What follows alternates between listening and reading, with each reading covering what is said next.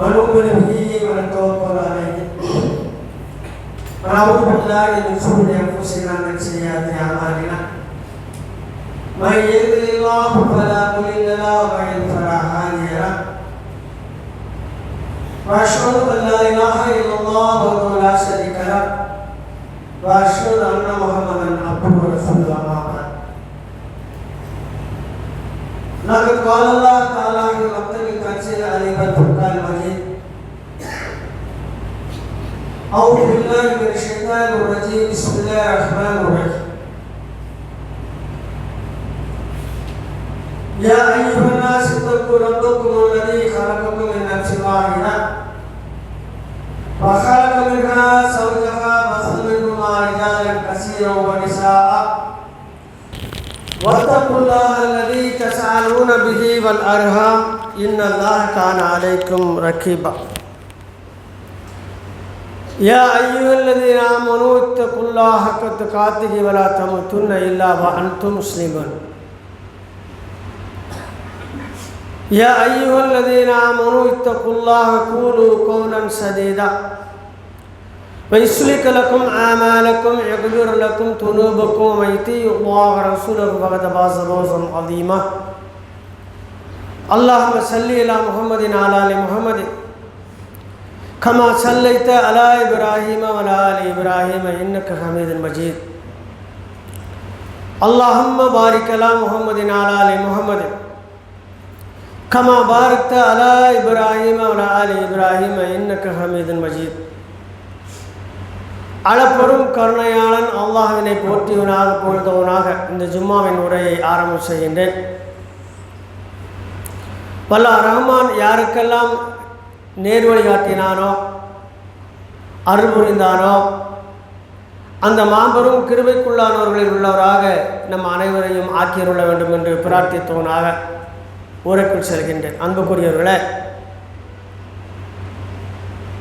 இஸ்லாத்தை பொறுத்தவரை பல செய்திகள் இன்னும் மக்கள் மத்தியிலே கொண்டு சேர்க்கப்படாமலேயே இருக்கிறது.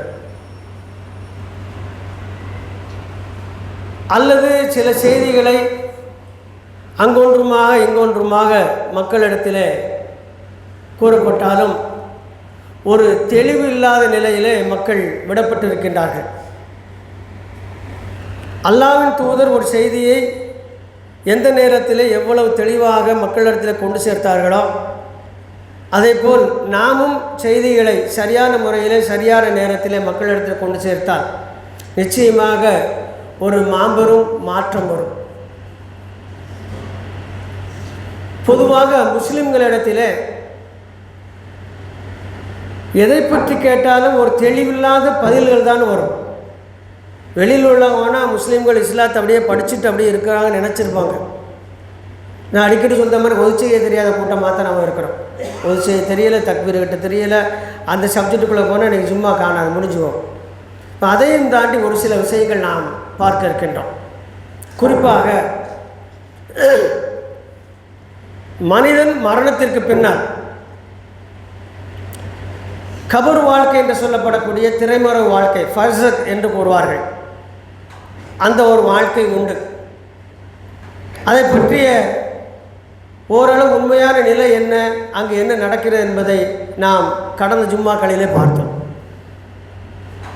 அதே நேரத்தில் அடிக்கடி நாம் ஒரு செய்தியை கேள்விப்படுவோம். மறுமை நாளில் எல்லாரும் ஒன்று கூட்டப்படுவாங்க, காலில் செருப்பு இல்லாமல் நிர்வாணிகளாக கத்தனா செய்யப்படாதவர்களாக எல்லாரும் ஒரு இடத்துல கூட்டப்படுவார்கள் செய்தியை நம்ம அடிக்கடி கேட்டிருக்கிறோம்.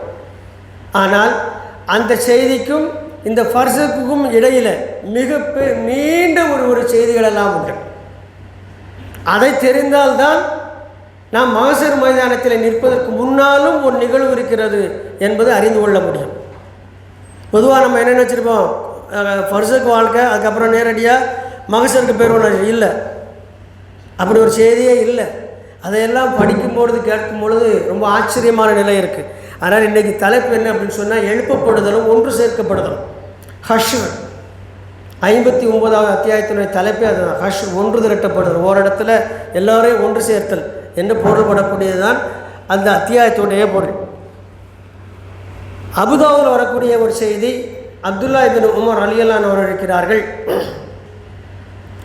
ஒருவர் எந்த ஆடையில் மரணிக்கின்றாரோ அந்த ஆடையில் தான் எழுப்பப்படுவார். நம்ம என்ன படிச்சிருக்கிறோம்? நிர்வாணிகளாக வருவார்கள். நாம் எந்த ஆடையில் கொண்டு வச்சோம்? எல்லாரையுமே எதில் கொண்டு வச்சோம்? கஃபனில் தான் வச்சோம். எழுப்பப்படும் போது கஃபனில் நாம் இருக்க மாட்டோம். இது மிகப்பெரிய ஒரு உண்மையான ஒரு செய்தி, அபுதாபில் வரக்கூடிய செய்தி.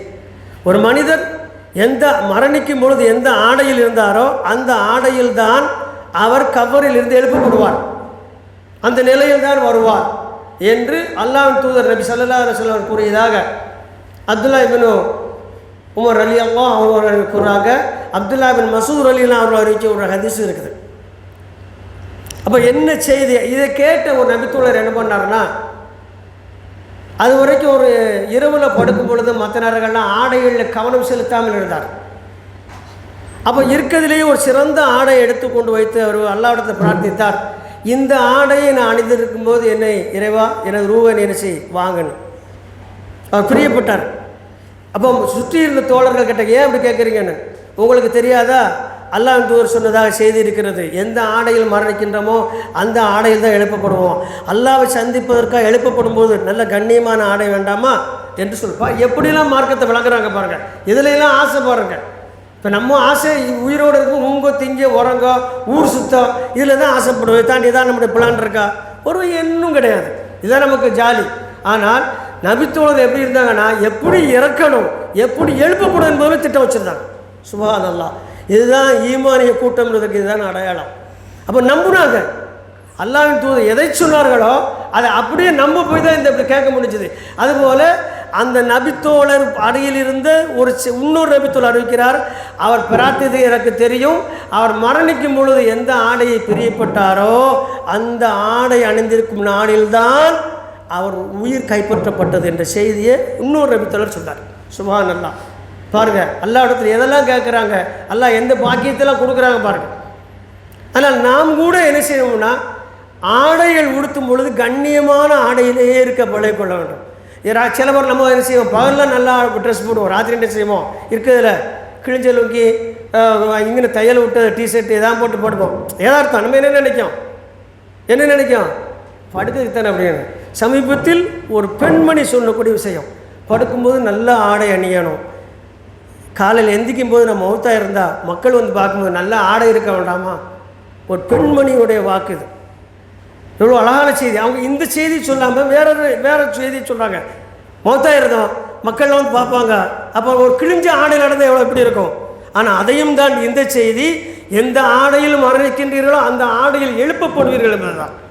அதோடு மட்டும் இல்லாமல் இதை தொடர்ந்து வரக்கூடிய செய்தி நம்ம பார்க்குறோம். என்ன பண்ண, மறுமை நாளில் எல்லாரும் அங்கும் இங்கும் ஓடுவாங்க, எங்களுக்கு உதவி செய்ய என்று ஆதமெல்லாம் செய்யலாம். அவங்களை தொடர்ந்து ஒவ்வொருத்தரையாக வந்து என்ன செய்வோம், சிபாரிசுக்காக மக்கள்லாம் அலைவார்கள் என்றெல்லாம் செய்தி கேள்விப்பட்டிருக்கோம். உண்டா இல்லையா? இது எப்போ நடக்கும் தெரியாது. அதை பற்றி செய்தி ரொம்ப தெளிவு, இது எப்போ நடக்கும் என்பது. அதாவது கபரில் இருந்து எழுப்பப்பட்டதிலிருந்து மகசரில் ஒன்று கூட்டுப்பட வரைக்கும் இடையில் மிகப்பெரிய அமளி தும்பலிகளும் பெரிய நிகழ்வுகள் எல்லாம் நடக்கும். ஆனால் அல்லாஹ் அந்த சபைக்கு வருகை தந்து விட்டால் சப்த நாடிகளும் ஒடுங்க, மனிதர்கள் எல்லாம் அமைதியடைந்து விடுவார்கள். அவருடைய மூச்சு விடும் சத்தத்தை தவிர, கடைசியாக வந்து சேரும் மனிதருடைய காலடி சத்தத்தை தவிர வேறு சத்தமே கேட்காது. அப்போ எல்லா நபிமார்களையும் சந்தித்து எங்கள் சிபாரிசு பண்ணுங்கன்னு சொல்கிறது எப்போ நடக்கு? மக்கள் எல்லாம் வந்து நிறைய செய்திகள் இருக்கின்ற மனைவியை கண்டு ஓடுவான், தந்தையை கண்டு ஓடுவான், மகன் தாயை கண்டு ஓடுவான், இப்படியெல்லாம் அதெல்லாம் எப்போ நடக்கும்? எல்லாமே எப்போ நடக்கும்னு சொன்னால் எழுப்பப்பட்டதிலிருந்து அல்லாஹ் அந்த மகசருக்கு வருகை தரும் வரைக்குள்ள இடைப்பட்ட சம்பவங்களாக இருக்குது. அதைத்தான் நம்ம என்ன செய்ய போகிறோம், ஒவ்வொன்றாக பார்க்க போகிறோம். அல்லாஹ் ரப்பல் ஆலமீன் கூறுகிறான், இதாகும் மினல் அஜ்தாசி இலா ரப்பிஹிம் யன்சுரூன். மேலும் சூர் ஊதப்பட்டது, அதாவது இரண்டாவது சூர் ஊதப்பட்டதும் சமாதிகளிலிருந்து வெளிப்பட்டவர்கள் இறைவனிடம் விரைந்து செல்வார்கள். யாரும் வேற எந்த காரியத்துக்காக வேண்டி தயங்கி நிற்க மாட்டாங்க. அதோட பெரிய ஒரு அதிசயம் என்ன தெரியுமா? அப்படி எழுப்பின உடனேயே பொதுவாக ஒரு மகளால் யாரெல்லாம் அடக்கியிருப்பாங்க? சொந்த பந்தங்களாக தான் இருக்கும், இரத்த பந்தங்களாக தான் இருக்கும். ஒவ்வொரு மகளாலையும் ஒவ்வொரு குறிப்பிட்ட பல குடும்பங்களுடைய பிரிவினர்கள் அடக்கப்படுவாங்க. ஆனால் அந்த எழுப்பப்பட்ட நாளிலே அருகில் அவனுக்கு மிகவும் நெருக்கப்பட்டமான ஆள் நிற்கும். அவன் முகத்தை கூட யாரும் எடுத்து பார்க்க மாட்டான். எந்த உறவையும் யாரும் விசாரித்து கொள்ள மாட்டார்கள். எல்லாருமே அந்த மகளாவாசியில் ஒன்றா எழுப்பப்படுவாங்க. அப்படித்தானே? ஒவ்வொரு மகளாவாசியும் ஒன்று எழுப்பப்படுவாங்க. ஒவ்வொரு நாட்டிலும் ஒன்று போல எழுப்பப்படுவாங்க. ஒரே நேரத்தில் எழுப்பப்படுவார்கள். எல்லோரும் எழுந்து ஓர் இடத்தை நோக்கி விரைந்து வருவார்கள். அந்த இடத்துக்கு பேர் தான் மஹ்ஷர். அப்போ இது விஷயமாக இந்த இடம் எது என்பதை அலி ரலியல்லாஹு அவர்கள் கூறுகிறார்கள். ஷாம் தான் மஹ்ஷர் என்பதை தெரிந்து கொள்ளுங்கள். ஷாமில் தான் நீங்கள் ஒன்று கூட்டப்படுவீர்கள் என்று அவங்க சொல்லக்கூடிய செய்தி. அதே செய்தியை இப்னு உமர் ரலியல்லாஹு அன்ஹு இருக்கிறார். ஷாம் தேசம் என்றால் என்ன தெரியுமா என்று கூறிவிட்டு எந்தெந்த நாடுலாம் அப்போ உள்ள பேர் சொல்லுவாங்க. இப்போ உள்ள பேர் என்னென்னா சிரியா, பலஸ்தீன், லெபனான், ஜோர்டான். இந்த 4 நாடு. இந்த 4 நாடுகள் இப்போ என்ன இருக்குதோ இதுதான் மஹ்ஷர் மைதானமாக மாற்றப்படும். இப்போ அல்லாஹ் சொல்லும் பொழுது அந்த மைதானம் எப்படி இருக்குன்னு சொன்னால், இந்த பூமி வேறொரு பூமியாக மாற்றப்படும். அதன் தரைகள் எப்படி இருக்கும் என்றால் சலிக்கப்பட்ட மாவுகளை போல மணல் நிறைந்திருக்கும். சலிக்கப்பட்ட மாவுகளை போல மணல் நிறைந்திருக்கும். அதில் மனிதர்கள் நிறுத்தப்படுவார்கள். அந்த மணலில் நிறுத்தப்படுவார்கள். தலைக்கு அருகாமையில் 1 மைல் இருக்குது, 1.5 மைல் என்ற அளவு இருக்குது. 1 மைல் கதிசு தான் அதிகமாக இருக்குது. சூரியன் கொண்டு வந்து நிறுத்தப்படும். சூரியன் இப்போ எங்கேயோ இருக்குது. நாளைக்கு மறுமையில் அந்த கட்டத்தின் முதல்ல ஆரம்பிக்கக்கூடிய நிகழ்வில் நாம் எல்லோரும் ஒரே இடத்துல நிறுத்தப்படுவோம். தரைக்கு மேலே சூரியனை கொண்டு வந்து நிறுத்தப்படும். அப்படி நிறுத்தப்படும் பொழுது அவரவர் செய்த பாவங்களுக்கு ஏற்ப வியர்வை உடம்பிலிருந்து வலிக்கும். இதை நம்ம கேள்விப்பட்டிருக்கோம். வேர்வை வலியும் முழங்கால் வரைக்கும் இருக்கும், முட்டுக்கால் வரைக்கும் இருக்கும், எல்லாம் கேள்விப்பட்டிருக்கிறோம். இதில் அதிகப்படியான செய்தி என்னவென்று சொன்னால், எடுத்த உடனே வேர்வை தேங்காது. அல்லாஹ் ஒரு அளவு கொடுப்பா. என்ன அப்படின்னா, ஒவ்வொரு மனிதனுடைய காலுக்கு கீழேயும் 60 முழத்துக்கு அந்த வேர்வை போனதுக்கு அப்புறம் தான் எஞ்சி வந்து மேலே தேங்கும். அது வரைக்கும் அவகாசம் கொடுத்துருப்பான். அப்போ நம்மளுடைய வேர்வை தேங்குதுன்னு சொன்னால் பூமிக்கு அடியில் 60 முழம் நீளத்திற்கு நமது வேர்வை போயிட்டு தான் மேலே ஏறி வருது. அதுதான் பாதம், கணுக்கால், முட்டுக்கால், முழங்கால், இடுப்பு, நெஞ்சு, முகம் என்று அவரவர் வேர்வையில் அவரவரை முங்கியிருப்பார்கள். அந்த வியர்வையின் அளவை வைத்து யார் எந்த அளவுக்கு பாவம் செய்தவர்கள் என்பதை அந்நாளில் எல்லோரையும் கண்டுகொள்வார்கள். இங்கே என்ன வேஷம் போட்டாலும் சரி, இங்கே எவ்வளோ வேஷம் போட்டாலும் சரி, மறுமை நாளில் எல்லாத்தையும் எல்லாம் செஞ்சிருவான், எல்லாருக்கும் தெளிவுபடுத்திடுவான். அப்படி ஒரு நேரம், கடுமையான ஒரு நேரம் வரும். அதோடு மட்டுமல்லாமல் அதுக்கு அடுத்து அல்லாஹ் ரப்பல் ஆலமீன் சொல்கிறான், அந்த நேரத்தில் அந்த மக்கள் எல்லாம் பார்ப்பதற்கு இலகுவாக சூனத்துக்கு வந்து சேர்ந்து கொண்டிருக்கும் பொழுது அவர்களுக்கு கண்களுக்கு தெரியும்படி சொர்க்கமும் நரகமும் இழுத்து கொண்டு வரப்படும். சொர்க்கமும் நரகமும் காட்சிக்காக கொண்டு வரப்படும். அந்த சொர்க்கவாசிகளும் பார்ப்பாங்க, நரகவாசிகளும் பார்ப்பாங்க. சொர்க்கத்தையும் பார்ப்பாங்க, நரகத்தையும் பார்ப்பாங்க. அப்போ நரகவாசிகள் எல்லாம் தாங்கள் தங்க போவது என்று தெரிந்தவுடனேயே நரகத்தை கண்டு அஞ்சுவார்கள். ஆனால் சொர்க்கவாசிகள் எல்லாம் தாங்கள் எங்கே தங்க போகின்றோம் என்பது தெரிந்தவுடன் சந்தோஷத்திலே அல்லாஹ்வை அவர்கள் மிகவும் தக்பீர் கூறியவர்களாக அல்லாஹ்வை என்ன செய்வாங்க, புகழ்ச்சியோடு புகழ்வாங்க. அல்லாஹ்வுக்கு சஜ்ஜா செய்யக்கூடிய நிலைமை அந்த நேரங்களில் நடக்கும். அதோடு மட்டும் இல்லாமல் இந்த விசாரணை காலத்துடைய மொத்த காலம் எவ்வளவு என்று சஹாபாக்கள் கேட்டாங்க. அப்போ சொன்னாங்க அல்லாஹ் தூதர் 50,000 வருடம்னாங்க. விசாரணை முடியுதுக்கு எவ்வளோ நாள் ஆகும்? நேற்று கூட ஒரு தீர்ப்பு சொல்லியிருக்காங்க கோர்ட்டில். ஒருத்தர் கை போயிடுச்சு, அந்த நஷ்டீடு கேட்டு 10 லட்சம் கொடுக்க சொல்லி கோர்ட்டு சொல்லியிருக்கு. கை போனது எப்போன்னு சொன்னால் 34 வருஷத்துக்கு முன்னால். இப்படி கோர்ட்டு 34 வருடத்துக்கு முன்னால் கை போனதுக்கு நஷ்டீடு கொடுக்க சொல்லி இப்போ அந்த ஆள் பெரிய ஆளாட்டார். சின்ன பையனாக குட்டி பையனாக இருக்கும்போது கை போயிடுச்சு. இப்போ 10 லட்ச ரூபா கொடுக்க சொல்லி கோர்ட்டு தீர்ப்பு. எவ்வளோ அழகான தீர்ப்பு, எவ்வளோ நீதியான தீர்ப்பு. இப்படி தான் இந்த உலகம் இருக்கும். ஆனால் மறுமை நாளில் அல்லாஹ் ரப்பல் ஆலமீன் ஒவ்வொருவரையும் அவனே நேரடியாக விசாரிப்பான். 50,000 வருடம். அப்போ சஹாபாக்கள் கேட்குறாங்க, அல்லாஹ்வின் தூதரே, அப்போ 50,000 வருடம் அங்கே நிற்கும்போது எவ்வளோ கஷ்டமாக இருக்கும் என்று சொல்லும்போது அதில் மூமின்களுக்கு ஒரு நற்செய்தி இருக்குது அப்படின்னாங்க. என்ன நட்டாங்க, ஒரு மூமின் அங்கே நிற்கும்போது அவருக்கு எப்படி உணர்வார் என்றால், அசரில் இருந்து எப்படி சொன்னாங்கன்னா சூரியன் மறையக்கூடிய நேரத்தில் இருந்து முழுமையாக மறையும் முறை உள்ள நேரம் இருக்க, அசருக்கும் மகரிப்புக்கு இடையில் உள்ள நேரம், இவ்வளவு நேரம்தான் சொர்க்கவாசிகள் அங்கே நிற்பதை போல் உணர்வார்கள். அவ்வளோ நேரம் தான் நிற்பாங்க, அவங்க நிற்பாங்க. அவங்களுக்கு அந்த 50,000 வருடம் நிற்க வேண்டிய அவசியம் இருக்காது என்பதை அல்லாஹ்வின் தூதர் அந்த இடத்துல பதிவு செய்கிறாங்க. எவ்வளோ பெரிய செய்திகள் பாருங்கள். நம்மளால் விசாரணைக்காக காத்து நிற்க முடியுமா? 50,000 வருடம் நிற்க முடியுமா? அந்த வேதனை நிற்க முடியுமா? எங்கு பார்த்தாலும் கூச்சலும் குழப்பமும் கடுமையாக நொந்து கொள்ளக்கூடிய வார்த்தைகளும் பேர் இறைச்சலும் அந்த நேரத்தில் கடுமையாக இருக்கும். இதெல்லாம் எப்போ நடக்கும்? அல்லாஹ் ரப்பல் ஆலமீன் வரும் வரையில். அல்லாஹ் ரப்பல் ஆலமீன் வந்துவிட்டால் அல்லாஹ் என்ன செய்கிறான்? நிறைய இடத்துல சொல்லுது. அல்லாஹ் வரக்கூடிய நேரத்தை பற்றி சொல்லும் பொழுது என்ன செய்கிறான்? அவன் அல்லாஹ் ரப்பல் ஆலமீன் சொல்கிறான், அந்த நாள் எப்படி இருக்கும்னு சொன்னால், யௌம யகும் ரூஹு வல் மலாயிகத்து சஃபா லா யதகல்லமூன இல்லா மன் அதின லஹு ரஹ்மானு வ காலன் சவாபா. யார் அது ரஹ்மான் யாரை அனுமதிக்கின்றான் அவர்களை தவிர யார் பேச முடியாது. ஜிப்ரீல் அலைஹிஸ்ஸலாம் அவர்களுக்கு பேர் தான் என்னது? ரூஹுல் குத்தூசுமா அவங்களுக்கு பேர். அவர்களும் வானவர்களும் அணி அணியாக நிற்பார்கள். இந்த அணியில் நிற்காத மீதமுள்ள வானவர்களெல்லாம் அல்லாஹ் அந்த மகசரை சுற்றி காவலுக்கு நிறுத்தியது போல் நிறுத்தி விடுவான். அந்த அமைப்பு அழகாக சொல்லிக்கிட்டாங்க அல்லாஹ் தூதர்.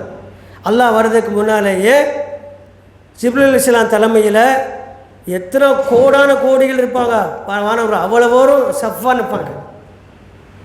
அப்படி சஃபாக நிற்கும் பொழுது 8 வானவர்கள் அரிசை சுமர்ந்தவர்களாக அல்லாஹ் அந்த அரிசியில் அமர்ந்தவனாக அங்கே வருவான். அவனோட வருகை இருக்கும். அவன் வந்தவுடன் சப்த நாடிகளும் ஒடுங்கிவிடும். யாரும் பேச முடியாது. ஆசைப்பட்டாலும் வாய் திறக்காது. அவ்வளோ அமைதி வந்துவிடும். அல்லாஹ் வந்த உடனே அவ்வளோ அமைதி வந்துவிடும். அந்த நேரத்தில் தான் அல்லாஹ் ரப்பல் ஆலமீன் விசாரணை தொடங்குவான் என்று அல்லாஹ்வின் தூதர் சொல்கிறாங்க. இன்னும் அல்லாஹ் ரப்பல் ஆலமீன் சொல்கிறாங்க, அல்லாஹ்வுடைய தூதர் சொல்கிறாங்க, அந்த நேரத்தில் மௌசர் மைதானம் அல்லாஹ் வர்றதுக்கு முன்னால் மக்கள் எல்லாம் இப்போ மௌசர் மைதானம் ஒரு இடம் தெரிஞ்சு போச்சு. பூமியில் எங்கெல்லாம் அடக்கியிருப்பாங்க. அப்போ எல்லோரும் எங்கே ஒரு இடத்துல நோக்கி தான் வரணும். எப்படி எல்லாம் வருவாங்க என்பதை அல்லாஹ் தூதர் சொல்கிறாங்க. எப்படி வருவாங்கன்னா, நல்லவர்களையும் கெட்டவர்களையும் தனித்தனியாக புரிந்து தான் வருவாங்க. அங்கே எல்லோரும் சேர்ந்து வர மாட்டாங்க.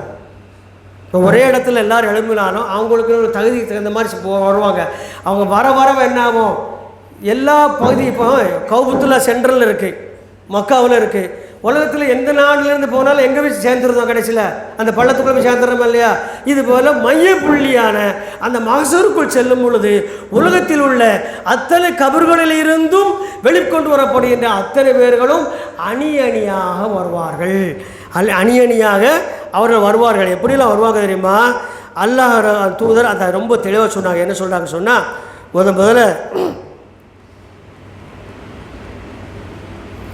முதல்ல எப்படி இந்த உலகத்தில் வாழும் பொழுது குர்ஆனை யாரெல்லாம் புறக்கணித்தார்களோ, குர்ஆனை ஏற்றுப்பாங்க, ஆனால் மறுத்தவர்கள் இல்லை, புறக்கணித்தவர்கள். கிட்டத்தட்ட நம்ம நிலைமைன்னு வச்சுக்கணும். அல்லாஹ் பார்த்தணும். குர்ஆனில் நம்ம எந்த அளவுக்கு ஈடுபாடு இருக்குன்னா தப்பிச்சிடலாம். இவர்களெல்லாம் ஒன்று சேர்ந்து ஒரு அணியாக வருவாங்க. நாளைக்கு மாசரை நோக்கி வருவாங்க. இவர்களெல்லாம் ஒன்று சேர்ந்து மாசருக்கு வரும்போது இவர்கள்லாம் யார் வரும்பொழுதே தெரிந்துவிடும். இவங்க எப்படி இருப்பாங்கன்னு சொன்னால், இந்த உலகத்தில் குர்ஆனை புறக்கணிக்கிறவங்களுக்கு நெருக்கடியான வாழ்க்கை இருக்கும். நம்மளாம் நெருக்கடி நினச்சிக்கிடுவோம். ஒரு பணம் சம்மந்தப்பட்டது மாத்திரம் நினச்சிடும். அப்படிலாம் இல்லை. பணம் இருக்கவங்களோட பணம் இல்லாத நிம்மதியாக இருக்கவங்க தான் அதிகம் உலகத்தில். நெருக்கடி என்பது அதல்ல. அவர் வாழவும் முடியாது, சாக முடியாது, எதை தொட்டாலும் விளங்காது, எதுலேயும் நிம்மதி இருக்காது. சம்மந்தம் பண்ணால் பிரச்சனை, மகனுக்கு கல்யாணம் முடித்தா பிரச்சனை, மகனை கட்டி கொடுத்தா பிரச்சனை, எங்கே போனாலும் பிரச்சனை, வியாபாரத்தில் பிரச்சனை. ஆனால் வருமானம் கொட்டும். அதை தாண்டி அவனுக்கு நிம்மதியின்மை இருக்கும், நெருக்கடி அவனுக்கு ஏற்படும். அல்லாஹ் ஒருத்தர் சொன்னாங்க, இந்த உலகத்தில் வாழும் பொழுது அவனுக்கு நெருக்கடி ஏற்படும். அல்லாஹ்வும் குர்ஆனில் சொல்லுதான், இந்த உலகத்தில் அவர்களுக்கு நெருக்கடியை ஏற்படுத்தும், மறுமையில் அவர்கள் வரும்பொழுது குருடர்களாக எழுப்பப்பட்டு வருவார்கள். மகசருக்கு வரும்போதே குருடனை தவறுவான். இங்கே இருக்கும்போது நல்லா கொட்டை முழிச்சு பார்த்துருப்பான், நல்ல பார்வை எடுத்திருக்கும். ஆனால் அவர்களெல்லாம் குர்ஆனை புறக்கணித்தவர்களெல்லாம், இந்த உலகத்தில் நெருக்கடி அனுபவித்தவர்களெல்லாம் இப்போ எல்லாருக்கும் தெரியும். பார்க்கும் பொழுது யார் குர்ஆனை புறக்கணித்தார்கள் என்பது அவர்கள் குருட்டுத்தன்மையோடு மகசருக்கு நோக்கி வருவாங்க. ஆனால் இங்கே உலகத்தில் குருடாக இருந்தால் புது இடத்துக்கு போகணும், கேட்டு போகணும். அங்கே எப்படி இருக்குது? தன்னால் போய் சேர்ந்துருவாங்க. அதோடு மட்டும் இல்லாமல் அடுத்து 2வது அணி அல்லாஹ்வை பொய்ப்பித்தவர்கள். அது எப்படின்னா, அல்லாஹ்லாம் அவனுக்கு கிடையாதுப்பா, அல்லாஹ்லாம் ஒருத்தனும் கிடையாது என்று யாரெல்லாம் அல்லாஹ்வுக்கு இணை வைத்தார்களோ அல்லது அல்லாஹ்வை மறுத்தார்களோ அவர்களை அந்த கூட்டத்தில் தெளிவாக மக்கள் கண்டு வருவார்கள். அவர்கள் தலைகீழாக நடந்து வருவார்கள். கையை ஊன்றி நடந்து வருவார்கள். அப்போ சஹாபாக்களை சொல்லும்போது கேட்டாங்க, அல்லாஹ்வின் தூதரே இது எப்படி ஆச்சரியமாக இருக்குது, கையில் எப்படி நடந்து வருவான் மனுஷன் அப்படின்னு. சொல்லாங்க பதில் சொல்லி சிரிச்சாயப்பா, காலால் யார் நடந்து வர முடிச்சு செஞ்சானா அவனுக்கு கையால் நடந்து வர முடியாதா? இன்னும் அறிந்து கொள்ளுங்கள், சில பேர்கள் மறுமை நாளிலே முகத்தால் நடந்து வருவார்கள் என்று அல்லாஹ் ஒரு செய்தி சொல்கிறாங்க. முகத்தால் நடந்து வருவாங்க. அப்போ நாம் என்ன நினச்சிக்கிட்டோம், காலால் நடக்கிறது ஈஸின்னு. அப்படிலாம் இல்லை. காதில் ஓஞ்சி ஒரு குத்துனா தெரியும், காலால் நடக்க முடியாது. பொத்துன்னு கீழே விழுந்துருவான். காதில் அடித்தா நிற்க முடியாது, பொத்துன்னு கீழே விழுந்துருவான். சவு கிழிஞ்சிருச்சுன்னா முடிஞ்சு போச்சு. அப்புறம் ஸ்டிக்கு தான் அவனுக்கு. ஏன் தெரியுமா, காதில் உள்ள சவு தான் அவனுக்கு பேலன்ஸ் கொடுக்கு, நடப்பதற்கான பேலன்ஸ் கொடுக்கு. இதை கொடுத்தது யார்? காதில் உள்ள மெல்லிய சவ்வை கொண்டு இவ்வளவு பெரிய தடகாத்தனமான உடம்பை இந்த பூமியில் நிலைநிறுத்தியவன் யார்? அவனால் மனிதர்களை தலையிலாகவும் நடந்து வர வைக்க முடியும், முகத்தாலும் நடந்து வைக்க முடியும் என்று அல்லாஹ்வின் தூதர் அந்த நேரத்தில் சொன்னாங்க. அடுத்தாக்கில் காஃபிர்கள், இவர்கள் தான் முகத்தால் நடந்து வருவார்கள். அடுத்து மூன்றாவது சொல்லக்கூடிய பட்டியல். காஃபிர்கள் வரும்போதே மறுமை நாளில் தெரியும், அவர்கள் முகத்தால் நடந்து வருவார்கள். அவர்களெல்லாம் எப்படி காஃபிர்கள் என்று சொன்னால், அல்லாஹ்வுடைய எதிரிகள் என்று தங்களை இந்த பூமியில் நிலைநாட்டியவர்கள். இந்த பூமியில் இஸ்லாத்திற்கும் முஸ்லீம்களுக்கும் அல்லாஹ்வுக்கும் ஜிப்ரீலுக்கும் மீகாயிலுக்கும் யார் எதிரியோ அந்த காஃபிர்கள், அந்த மனிதர்கள் எல்லாருமே முகத்தால் நடந்து வருவார்கள் என்று அல்லாஹ்வின் தூதர் நபி ஸல்லல்லாஹு அலைஹி வஸல்லம் கூறுறாங்க. அடுத்து பார்த்தீங்கன்னு சொன்னால், மேலும் அவங்க வரும்போது எப்படி இருப்பாங்கன்னு சொன்னால், அவங்களுடைய கண்கள் எல்லாம் அவர்களுக்கு இந்த ஃபர்ஸக்கில் கிடைக்கப்பட்ட வேதனையின் காரணமாக விஷமேறி கண்கள் எல்லாம் நீலம் பூத்திருக்கும். அவரை பார்ப்பதற்கு விகாரமாக இருப்பார்கள். நாளைக்கு மறுமை நாளையில் அவர்களை பார்க்கும் பொழுது பயங்கரமாக இருக்கும் முக தோற்றம். முகம் கருத்து, கண்கள் நீலம் பூத்த நிலையிலே அவர்கள் மகசூரை நோக்கி வந்து கொண்டு இருப்பார்கள் என்று அவர்கள் சொன்னார்கள். அதோடு மட்டுமில்லாமல் சில நபர்கள் நல்ல அழகான முறையில் பொலிவுடன் இந்த பூமியில் வாழ்ந்திருப்பாங்க. மறுமையில் அவர்கள் மகசூருக்கு நடந்து வரும்பொழுது முகமெல்லாம் கருத்திருப்பார்கள். அவர்கள் யார் தெரியுமா என்று அல்லாஹ்வின் தூதர் கேட்டுவிட்டு, அவர்கள் தான் மார்க்கத்தில் இல்லாத விதத்தான புதிய புதிய காரியங்களை மார்க்கத்திலே உட்புத்தியவர்கள். அவர்களை அல்லாஹ் மறுமை நாளில் இழிவுபடுத்துவான், அவர்கள் முகத்தை கருக்க செய்வான், கருத்து நிலையில் வருவார். அவர்கள் தான் சொல்ல அலா அவர்கள் பிதா, அறிந்து கொள்ளுங்கள், அவர்கள்தான் பிதத்தின் குடும்பத்தார்கள், பிதத்தினுடைய கூட்டுக்காரர்கள் என்று அல்லாஹ்வின் தூதர் நபி ஸல்லல்லாஹு அலைஹி வஸல்லம் கூறினார். இப்போ அவங்களையும் மறுமை நாளில் பார்க்கலாம். அவன் இந்த பூமியில் என்ன வேஷம் போட்டாலும் சரி, மறுமை நாளில் மகசருக்கு வர்றதுக்கு முன்னால் நான் யார் என்பதை மறைக்க முடியாத அளவுக்கு திடமான தெளிவுகளான அடையாளம் கூட வருவோம். அடுத்தாக்கில் சிலவர் பைத்தியம் முடித்த மாதிரி கிறுக்க மாதிரி வருவோம். தலைவர் கோலமாக யார் தெரியுமா? இந்த பூமியில் வட்டி வாங்கி தின்றவர்கள், வட்டியில் சம்மந்தப்பட்டவர்கள். வட்டியை பொறுத்த வரைக்கும் நம்ம வட்டிக்கு கொடுத்தா ரசூலுல்லாஹ் தெளிவுபடுத்துகிறாங்க, கொடுப்போர் வாங்குவோர் கணக்கு எழுதுவோர் சாட்சி சொல்வது எல்லாருக்கும் ஒரே தண்டனை தான். அவர்கள் தங்களோட தங்கும் இடத்தை நரகத்தில் ஆக்கிக்கொள்ளட்டும்னு சொன்னாங்க. ஆகையால் அந்த அடிப்படையில் அவங்களெல்லாம் சைத்தானால் தீண்டப்பட்டவர்களை போல, பைத்தியம் பிடித்தவர்கள் போல புலம்புயவர்களாக மகசரை நோக்கி வேகமாக வந்து கொண்டு இருப்பார்கள்.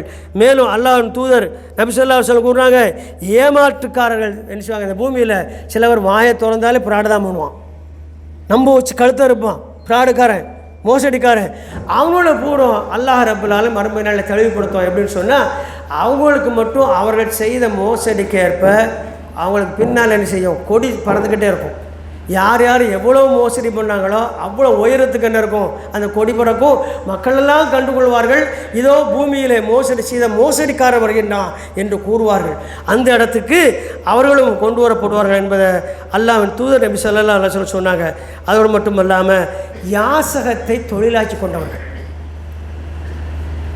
அவர்கள் மறுமை நாளில் வரும்பொழுது எப்படி இருப்பாங்கன்னு சொன்னால், உடம்புலாம் நல்லா இருக்கும், முகத்தில் சதை இருக்காது, முகத்தில் சதை இருக்காது, பார்ப்பதற்கு விகாரமாகவும் பயங்கரமாக இருப்பாங்க. அப்போ அந்த இடத்துல அல்லாஹ் சொன்னாங்க, 3 நபர்களை தவிர வேறு யாருக்கும் யாசகம் கேட்பதற்கு அனுமதி இல்லை. நாங்கள் 3 நபருக்கு அனுமதி கொடுத்தாங்க. அது யாரெல்லாம் என்று நபித்தோழர் கேட்கும்போது சொன்னாங்க, யாசகத்தை சொல்கிறவங்க யாரெல்லாம் அப்படின்னு சொன்னால், திடீரென்று நஷ்டமடைஞ்சவங்க இருக்கும். மொத்தமாக ஏதோ ஒரு வெள்ளப்பரளத்திலையோ அல்ல தீ விபத்துலையோ இல்லை பெரிய ஒரு இடிபாடுகளில் சிக்கி மறுவேளை உணவுக்கு அவங்களுக்கு வழியில்லாமல் இருப்பாங்க. இவர்கள் யாசிப்பது தப்பு இல்லை, அது யாசகத்தின் கணக்கில் வராது, அனுமதிக்கப்பட்டது. நாங்கள் அதுக்கு அடுத்து சொன்னாங்க என்னென்னா, நோய் இருக்கும், உடம்பெல்லாம் நோய் இருக்கும், அவங்களால் பாடுபடவே முடியாது, ஆதரிப்பதற்கும் ஆள் இருக்காது, அவர்களும் யாசித்து கொள்ளலாம், அவர்களும் யாசித்து கொள்ளலாம் என்று அல்லாஹ்வின் தூதர் நபி ஸல்லல்லாஹு அலைஹி வஸல்லம் சொன்னாங்க. அதுக்கு அடுத்தாக்கில் மூன்றாவதாக சொல்லும் பொழுது யார் என்று பார்த்தால், அவங்க எந்த நேரத்துலையும் அவங்களுக்கு உடல்நிலை மிகவும் மோசமாக தான் இருக்கும். அவங்க சம்பாதிப்பை நினைப்பாங்க, ஆனால் அது அவங்களுக்கு போதாமல் இருக்கும். அப்பேற்பட்டவங்க ஆக மொத்தம் எல்லாமே ஒரே அணியில் தான் வருது. இந்த 3 காரணங்களை தவிர வேறு யாருக்கும் யாசிப்பதற்கு அனுமதி இல்லைன்னு சொல்லிட்டு அதுக்கு அடுத்தாக்கில் அந்த மகசர் மைதானத்துக்கு கொலை செய்தவர்களெல்லாம் வருவாங்க, கொலைகாரர்களெல்லாம் வருவாங்க. கொலைகாரர்கள் வரும்பொழுது எப்படி வருவாங்கன்னா, ஒரு கையில் யாரை கொலை செய்தார்கள் அவருடைய தலை இருக்கும், இன்னொரு கையில் யாரை கொலை செய்தாலும் அவர் உடம்பை பிடித்து அவர்களை கூட்டிக்கிட்டு வருவாங்க. முண்டை வேறு கை தலை வேறு கொண்டுட்டு அவங்களே வருவாங்க மாசருக்கு. இப்படி 1-2 வர மாட்டாங்க. நெதன்யாகலாம் எத்தனை தலையை கொண்டு வர போகிறோம், எப்படி கொண்டு போகிறாரு தெரியல. அல்லாஹ் வரைஞ்சவனாக இருக்கான், எவ்வளோ கொலாகாரம் இருக்கான், எவ்வளோ அக்கிரமம் செஞ்சவன் இருக்கான். அத்தனை கொலாகாரர்களே அல்லாஹ் அந்நாளில் இவரெல்லாம் கொலை குற்றவாளிகள் என்று தெளிவுபடுத்துவதற்காக அவர்களை எல்லாம் அங்கே கொண்டு வந்து விடுவான் என்று அல்லாஹ் ரப்புல்லான்னு சொல்கிறான். அதுக்கு அடுத்தாங்கள பாருங்கள், மையத்து வீட்டில் ஒப்பாரி வச்சு அழுகுறாங்கல்ல, இவங்களை பூரா தனியாக ஒன்று தரட்டி ஒப்பாரி வைத்த கூட்டம் என்று தனியாக எல்லாம் கொண்டு வந்துடுவான். ஒவ்வொரு நாட்டில் இருந்தும் ஒவ்வொரு மகளால் இருந்தும் தனித்தனியாக ஒப்பார வச்சுருப்பான். இங்கே ஒரே கூட்டமாக ஒப்பார வச்சுக்கிட்டே வருவான். அவர் வரும்பொழுது மற்றவங்களுக்கெல்லாம் மரணிக்கும் பொழுது என்ன இருந்துச்சு, அவங்க எந்த ஆடை இருந்தோ அந்த ஆடையில் வருவாங்க. இவங்க மட்டும் எப்படி வருவாங்கன்னு சொன்னால் அவங்களோட கீழாடை தாரினால் செய்யப்பட்ட ஆடையாக இருக்கும், இளவி சொட்டு சொட்டாக வடிச்சுக்கிட்டே இருக்கும், அதான் கீழாடையாக இருக்கும். அதோடு என்ன செய்வாங்க, அந்த இடத்துக்கு வருவாங்க, உடம்பெல்லாம் சொறி சிறங்கு பிடித்தவர்களாக வருவார்கள் என்று அல்லாஹ்வின் தூதர் நபி ஸல்லல்லாஹு அலைஹி வஸல்லம் சொன்னாங்க. அதுக்கடுத்து முக்கியமான விஷயம், தொழுகையில் இமாமை முந்தியவர்கள். நீங்கள் நிறையா பேர் பொடுவோக்காக இருக்கிறீங்க, இமாம் ருக்கு போகும்போது ருக்கு போயிடுறது, சலாம் கொடுக்கும்போது சமணம் போட்டு உட்காந்துருக்குது தனியாக. நிறைய பேர் தனித்தனியாக சொல்லியிருக்கிறேன், இருந்தும் மேக்சிமம் சரி பண்ணிட்டாங்க. ஒரு சில பேருக்கு அது அனிச்சையாக நடக்க திருந்தி கொள்ள மாட்டேங்காங்க. அவர்களை சொல்லும்போது அல்லாஹ் சொன்னாங்க, தொழுகை இமாமை முந்தியவர்கள் மனித உடல் இருக்கும், தலை கழுத தலையாக இருக்கும், அதை பார்த்திங்கன்னா நீங்கள் தெரிந்து கொள்வீர்கள் இவர்கள் இமாமை முந்தியவர்கள் தொழுகையில் என்பதை என்று அல்லாஹ் தூதர் நபி ஸல்லல்லாஹு அலைஹி வஸல்லம் சொன்னாங்க. இப்போ இமாமை தொழுகையில் முந்துறது என்பது சாதாரணமான குற்றம் அல்ல. இமாமத்து தான் இஸ்லாத்தினுடைய அடிப்படை கான்செப்ட். ஆகையால் இது போன்ற ஒரு கூட்டங்கள் பிரிவினர்கள் என்ன நினச்சவங்க தனித்தனியாக வந்து கொண்டே இருப்பாங்க. இன்னும் ஏராளமான செய்தி இருக்குது. நேரத்தின் நாம் ஒரு முக்கியத்துவம் கருதி முதல் உரை இத்துடன் நிறைவு செய்கின்றேன். எல்லாம் அல்ல அல்லாஹ் ரப்புல் ஆலமீன் நாம் எதை தெரிந்து கொண்டோமோ அதில் உள்ள நபர்களாக, அந்த கேடு பிடித்தவர்கள் உள்ளவராக நாம் எக்காரணத்தை கொண்டு வந்துவிடக்கூடாது என்பதை நாம் மனதில் வைத்துக் கொள்ள வேண்டும் என்பதற்காகத்தான் இந்த செய்திகள் இங்கே பரிமாறப்படுகிறது.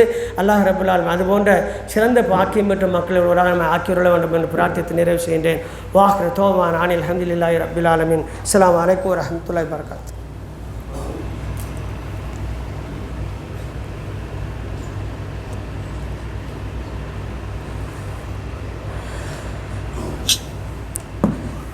அல்ஹம்துலில்லாஹ். அன்புக்குரியவர்களே,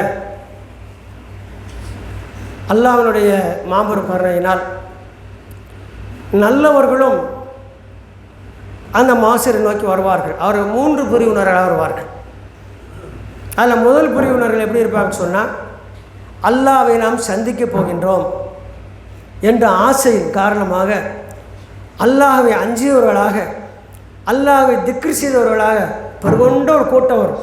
நீங்கள் கூட்டம் நாட்களில் தனித்தனி கூட்டம் இல்லை, உலகத்தில் உள்ள ஒரு காரணத்திற்கான எல்லாரையும் ஒரு கூட்டம் அப்படி பிரிச்சிடும். அல்லாஹ் எல்லா நாட்டில் உள்ள ஒரே மாதிரியான செயல் செஞ்சவங்க ஒன்றாக வருவாங்க. அப்படி ஒரு கூட்டம், நல்ல ஒரு கூட்டம் எப்படி வரும், அல்லாஹ்வை துதித்தவர்களாக, அல்லாஹ்வின் மீது அச்சம் கொண்டவர்களாக, அல்லாஹ்வை சந்திக்க வேண்டும் என்ற ஆசையுடன் அந்த மகசரை நோக்கி வேகமாக விரைந்து வரக்கூடிய காட்சியை நீங்கள் அன்று பார்ப்பீர்கள் என்று அல்லாஹ்வின் தூதர் நபி ஸல்லல்லாஹு அலைஹி வஸல்லம் சொன்னாங்க. இன்னும் ஒரு சில பேர்களை நீங்கள் பார்ப்பீர்கள், அவர்கள் கழுத்து நீண்டவர்களாக, முகம் வெளிர்ந்தவர்களாக, பார்ப்பதற்கே அவர்கள் பிரகாசமாக இருப்பார். அப்படிப்பட்டவர்கள் வருவார்கள் ஒரு கூட்டம். அவர்கள் யார் தெரியுமா என்று கேட்டோம். அவர்கள்தான் நல்ல முறையில் பாங்கை ரசித்து அழகான முறையில் பாங்கை அவர்கள் மூலமான சொன்னவர்கள். சம்பளத்துக்கு போய் சொல்கிறது இல்லை, சம்பளத்துக்கே ஒரு பாங்கு சொன்னாலும் பாங்கு சொல்லும்போது மெய்மறந்து அந்த பாங்கு இருக்கணும். அல்லாஹ்வுடைய அழைப்பு என்பதை என்ன செய்யணும், அவர் உணர்ந்து சொல்லணும். இன்றைக்கி பாங்கு சொல்றதுக்கு நன்மை இருக்குது, நம்மள எத்தனை பேருக்கு தெரியும்? நம்ம பள்ளியில் பார்க்குறேன், வெளியில் அவ்வளோ பேரும் வெளியில் செல்ஃபோன் பேசி நிற்கிறிய. பாங்கு சொல்றதுக்கு யாராவது வருவாங்க. 15 நாளாக கஷ்டத்தில் இருக்கிற தொண்டை பாங்கு சொல்ல யாரும் வர மாட்டேங்காங்க. ஆனால் வந்த உடனே ஃபேன் போடுறதுல போட்டி, நான் தான் போடுவேன். ஃபேன் போட்ட கூட்டம் நாளைக்கு என்ன செய்ய தனியாக மாசருக்கு வராது. ஏன் வச்சுக்கிடுங்க, நீங்கள் அதில் அவ்வளோ கவனம் செலுத்துறீங்க. எல்லாம் அஞ்சுக்கிடுங்க. ஃபேனே தேவையில்லைனாலும் ஃபேனை போடுவதில் பெரிய ஒரு நோயாக மாறிடுச்சு. ஒரு நபர் ஃபேனை போட்டு என்ன செய்தார், குளிர் தான், மூக்கில் ஒழிஞ்சு உட்காந்துருக்கிறார். இப்போ என்னதுக்கு நீ ஃபேனை போடுத? இஸ்ராஃப் இல்லையா, வீண் வரையும் இல்லையா? நீ சைத்தானோட செயலை ஏன் செய்கிற? ஃபேனை போட்டு ஃபேனுக்குன்னே இருக்க முடியல, உனக்கு அதுக்கு ஃபேன். அதில் இல்லை அக்கறை, எதில் இல்லை? பாங்கு சொல்வதில் இல்லை, இக்காமத்து சொல்வதில் இல்லை. ஒரு நிமிஷம் முன்னாடி வந்து பாங்கு சொல்லலாம், இன்னும் வந்த நேரத்தை விட ஒரு நிமிஷம் முன்னாடி வந்து இக்காம சொல்ல வாய்ப்பு கிடைக்கும். அதெல்லாம் வாய்ப்பு. சமீபத்தில் நான் ஒரு செய்தி என்ன தெரியுமா, பள்ளியை நான் வந்து க்ளீன் பண்ணிக்கிட்டு இருக்கேன். ஒரு நல்ல வயசான பழுத்த மனிதர், 80 வயசுக்கு கூடுதல் இருக்கும்போதே குறைவு இருக்காது. அவர் வந்து என்கிட்ட கேட்காரு, எனக்கு கொஞ்சம் நன்மை கிடைக்கணும், அது வாரியில் என்கிட்ட தாங்கலைன்னு. கேட்க அழகாக பாருங்க, மார்க்கம் தெரியுங்கிறது தான். இங்கே உள்ளவங்கள மனையில் என்ன தெரியுமா, நான் இதுக்கு தூக்கணும், என் வேலை கீழே தான், என் வேலை மேலே தான், என் வேலை சைடில் தான், அப்படி தானே இருக்கும். பள்ளியை தூர்ப்பதை பற்றி சொல்லும்போது அண்ணன் ஆயிஷா ரலியல்லாஹு சொல்கிறாங்க, அல்லாஹ் தூதர் இவ்வாறு கட்டளையிட்டார் நபித்தோழருக்கு, பள்ளியை சுத்தமாகவும் நறுமணமாக வைத்துக் கொள்ளுமாறு உத்தரவிட்டார்கள். நன்மை அது இருக்கார மாட்டேன். எவ்வளோ கேவலமான வேலைக்கார பற்றி பாருங்கள். நான் எனக்குள்ள வேலையை மட்டும் தான் பார்ப்பேன். அது பள்ளி, அல்லாஹ்வோட மஜ்லிஸ், அல்லாஹ் அக்பர் என்று அல்லாஹ்வை தக்பீர் சொல்லக்கூடிய இடம்.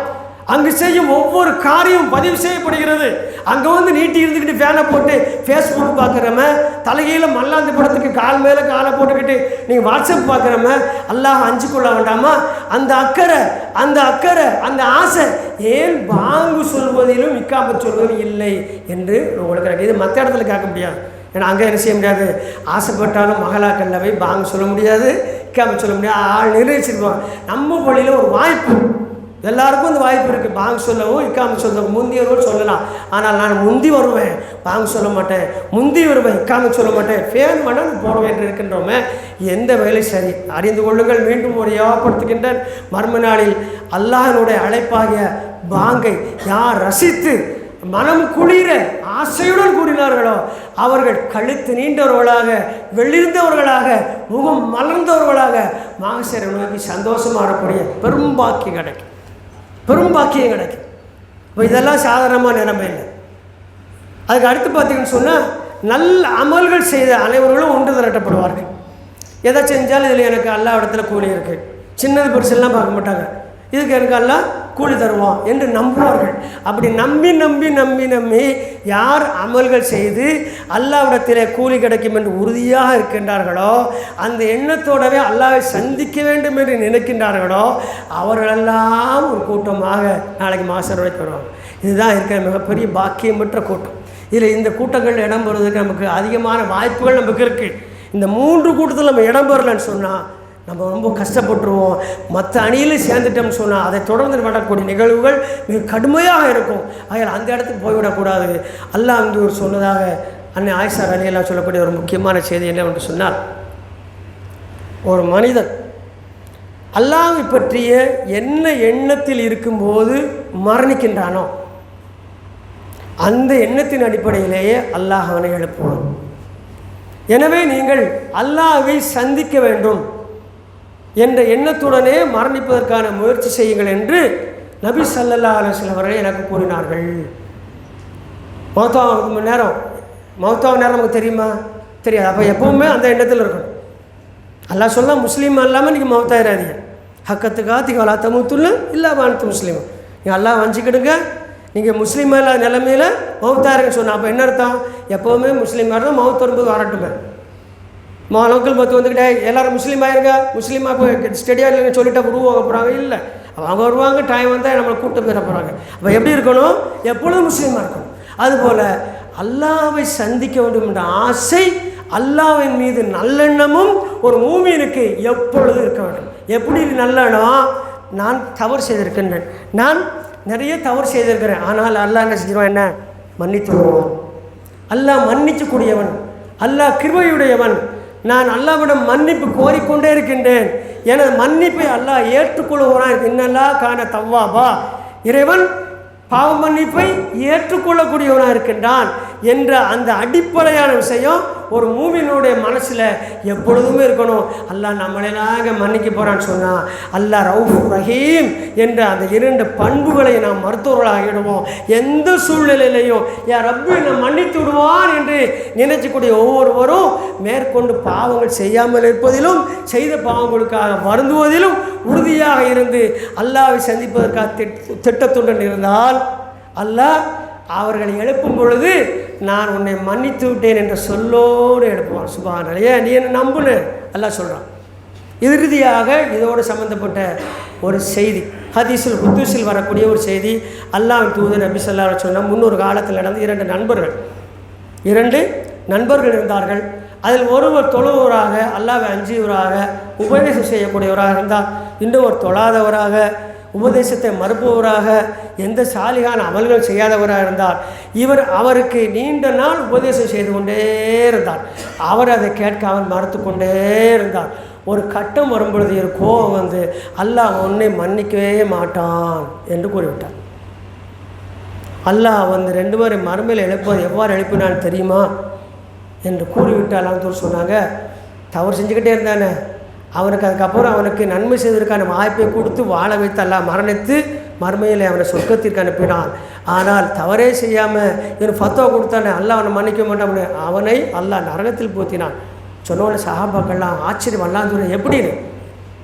ஏனென்றால் அவர் தான் பரிசுத்தவான் என்ற அடிப்படையில் அல்லாஹ்வுடைய அதிகாரத்தில் கை வைத்து விட்டார். அத்திபு மையஷா எகுபிர்லி மையஷா, அல்லாஹ் தான் ஆடியவரை தண்டிக்கின்றான், தான் ஆடியவரை மன்னிக்கின்றான். அப்போ யாருடைய கையில் அந்த அதிகாரம் இருக்குது? அல்லாஹ்வுடைய கையில் அதிகாரம் இருக்குது. அந்த அதிகாரத்தை அந்த நபர் எடுத்ததின் காரணமாக அவர் நரகத்திற்கு சென்று விட்டார். ஆகையால் எந்த சூழ்நிலையிலேயும் யாரையும் நாம் என்ன செய்யக்கூடாது, நீ திருந்த மாட்டான், உருப்பட மாட்டான், அல்லாஹ் மன்னிக்க மாட்டான், நீ அல்லாஹ்வுக்கு அப்படி பாதின்னு யாரையும் ஃபத்வா கொடுத்து விடவே கூடாது. இன்னும் சொல்ல போனால் உங்களுக்கு உறுதியாக ஒரு செய்தி சொல்கிறேன், எனக்கும் சேர்த்து தான் சொல்கிறேன், யாரும் நம்மில் நரகம் போவதை நாம் விரும்புவோராக இருக்கவே கூடாது. நம்மளில் யாரும் இறந்து போனால் இவருக்கு ஜன்னத்தில் பிரவேசம் கொடுங்கன்னு ரொம்ப நெருங்கினாலும் கேட்போம். சாதாரண ஒரு ஜனாசா போய் சேருவோம், கேட்டுருவோமா? பெரும்பாலும் கேட்க மாட்டோம். அந்த மனநிலை இருக்காது, கேட்கணும். அவர் ஜன்னத்தில் பிரவேசம் போகிறதுனால நமக்கு நஷ்டமா? இல்லை. இறந்தவருக்காக கேட்கும்போது நமக்காக யார் கேட்பா? வானவர்கள் கேட்பாங்க. அப்போ விசாலமான எண்ணம் பிற விஷயத்தில் வேணும். அவர் 1000 பாவம் செய்யட்டும், அல்லாஹ் நாடுனா கண்டிப்பாக நாடுனா மன்னிச்சிடுவான். அது அல்லாஹ்வுக்கும் அவருக்கும் உள்ளது. நான் அவர் விஷயத்தில் எந்த ஒரு விஷயத்துக்கு அவருக்கு தடை இருக்குது, அவர் ஷிர்க் பகிரங்கமாக செய்தார், அதை மன்னிச்சுன்னு கேட்க முடியாது. அது யாருக்கே அந்த அதிகாரம் இல்லை. நபிமார்களுக்கே அதிகாரம் தாய் தகப்பனுக்கு கேட்கக்கூடாது, நல்லா மறுத்துட்டான். ஆகையால் அதை தவிர்த்து எப்படி கேட்கணும்? அல்லாஹ் யா ரப்பே நீ நாடினால் எதையெல்லாம் மன்னிப்பேன் என்று கூறினாயோ அதையெல்லாம் என் சகோதரருக்கு மன்னித்து விடு, சொர்க்கத்தில் உயர்ந்த ஜன்னத்துல் பிரதோஸை கொடு, இப்பொழுது வரக்கூடிய முன்கர் வரும்பொழுது அவருடைய கேட்கக்கூடிய கேள்விக்கு பதில் சொல்லக்கூடிய நெஞ்சு உறுதியை கொடு என்று அல்லாஹ் என்பது கட்டுத்தந்த அப்படியே சொல்ல வேண்டும். இது சொல்லி கொண்டிருக்கும் காலமெல்லாம் அந்த பாக்கியம் இன்ஷா அல்லாஹ் நமக்கு கிடைக்கும். இதுதான் அதோட பெரிய சூட்சுமம். நாம் பிறருக்கு எதை நாடுகின்றோமோ, எதை விரும்புகின்றோமோ, எதை நாம் அல்லாஹ்விடத்தில் கேட்கின்றோமோ நிச்சயமாக அல்லாஹ் ரப்பல் ஆலமீன் நம்மை விட விசாலமானவன், நம்மை விட தாராளமானவன், அவன் கண்ணியமானவன். என் அடியானே ஒருத்தனுக்காண்டி கேட்குறானே, அவனுக்கு நான் என்ன செய்ய வேண்டும் என்று மாணவர்கள் கேட்கும்போது, இறைவா நீ அவர் கேட்டதை போல இவருக்கும் கூட என்று சொல்லும் பொழுது அவருடைய பாவத்தை அழித்து விடுங்கள், சூனத்தை எழுதி விடுங்கள் என்று அல்லாஹ் ரப்பல் ஆலமீன் கூறுவதாக அல்லாஹ்வின் தூதர் நமக்கு ஒன்றாக எந்த சூழ்நிலையிலையும் நம்மில் யாரும் நரகம் சென்று விடக்கூடாது. மஹ்ஷர் மைதானத்திற்கு செல்லும் பொழுது அல்லாஹ்வை சந்திக்க போகின்றோம், அல்லாஹ்வை நேரில் பார்க்கக்கூடிய பாக்கியம் நமக்கு கிடைத்து விட்டது என்ற அந்த ஒப்பற்ற மகிழ்ச்சியுடன் செல்லக்கூடிய மாம்பெரும் பாக்கியசான்களாக நாமெல்லாம் இறுதி நிலையிலேயே வாழ்ந்து மரணிக்கக்கூடிய பெரும் பாக்கியத்தை அல்லாஹ் தந்திரலாம் என்று பிரார்த்தித்து நிறைவு செய்கின்றேன். வாஹ்ர தோவானா அனில் அல்ஹம்துலில்லாஹி ரப்பில் ஆலமீன். அஸ்ஸலாமு அலைக்கும் வரஹ்மத்துல்லாஹி வபரகாத்துஹு. அன்புக்குரியவர்களே, வழக்கமாக எல்லா